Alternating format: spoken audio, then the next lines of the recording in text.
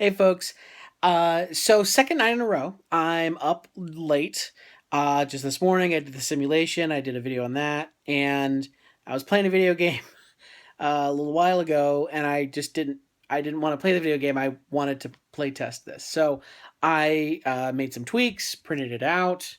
And the great thing about a nano game that's a solo game is playtesting is super easy. You don't have to get friends over, and it's a not like no components. It's like 2 sheets worth of components. So here's what I've got. So you can kind of see what I've got here. I'm really excited. I made my own tin, of course. Um, these are the components. I'm really excited about this. So it's just a bunch of cubes, and I like the clear ones because you can see through them because I'm using them to track on this tracking sheet. You can actually see the numbers through. That's pretty cool. But and then just one die. I originally thought I would need more dice, but I've so far been able to figure out how to do this with one die. So overall, I love it. I think I really enjoyed it.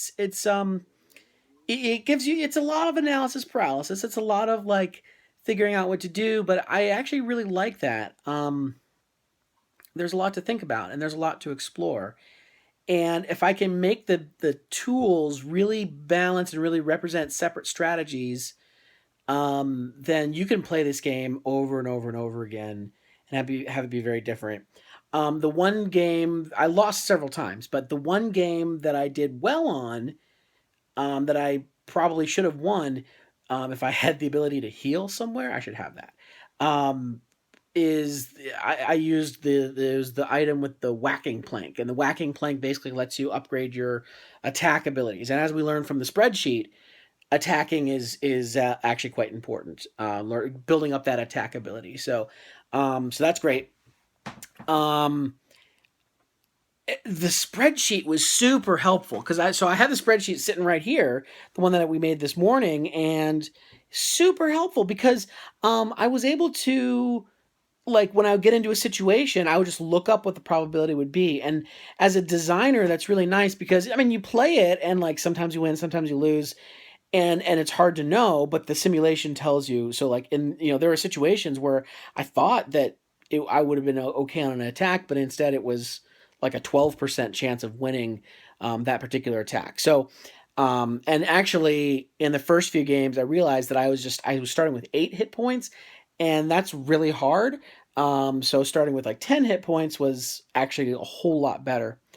um, I also started using like the carrying capacity with these cubes, which I really like. So like you start with 3 cubes, and as you can see, there's lots of resources that you need to carry: metal, fabric, oil, and then duct tape, and you have tools, right? And and the way that you track them is with these yellow cubes. But at the beginning of the game, you only start with 3 cubes, and so you can only carry 3 different kinds of things. I really like that because that saves on one extra thing that you need to track because you just track it with the number of cubes.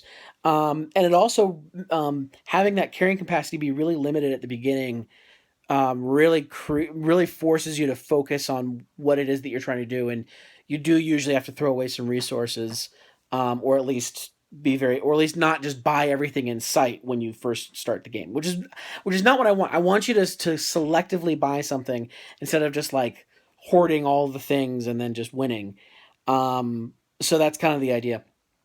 I like that. But we can still track all of these things here. That was not a problem, especially having the see-through cubes. Um, yeah, I liked it. I love the whole thing about um, big creatures and small creatures. So the deck starts off with small creatures; they're all face up, and then as when you defeat, say, the tetanus worms, they become uh, a tap spider. So like you defeat one creature, another one comes in, and then he's bigger, and that means that the deck gets slightly harder and harder. But because you have this, the you have to choose the northern route or the southern route. You can still kind of avoid the tough cards. Or the tough cards also give you really good bonuses too. So there's the dynamic is constantly changing, and I'm realizing that the choice of what is on the back of what is really key, and it really changes the economy, because there are some cards that you don't want to kill because you need to use the ability. You need to use their barter ability or their build ability or whatever. But then if you put something really good on the back, then that makes that choice all the more interesting. And so the front to back thing, I think, is going to be a really key design choice. Anyway, you can tell I'm really excited about this game. I put it down for a couple of weeks because I was on vacation, but I'm still really excited about this. I can't wait to get this in front of my friends.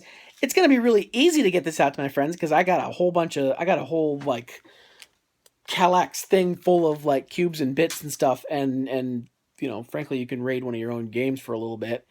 And I can get this out to my friends, and playtesting is going to be easy. So, or at least it'll be much easier to find playtesters. So, really excited about that. Anyway, thank you for watching all the way to the end of this video. I need to get to bed just like last night, but I'm really excited about this, and I hope you are too. Um, I'll be posting this, and you'll see playtest 2 is the tag that I pushed to the GitHub repository if you want to see what the state of the code looks like right now. I don't have instructions for the game yet. I apologize, but maybe that's one of the next things I need to do. All right, have a good one. Bye.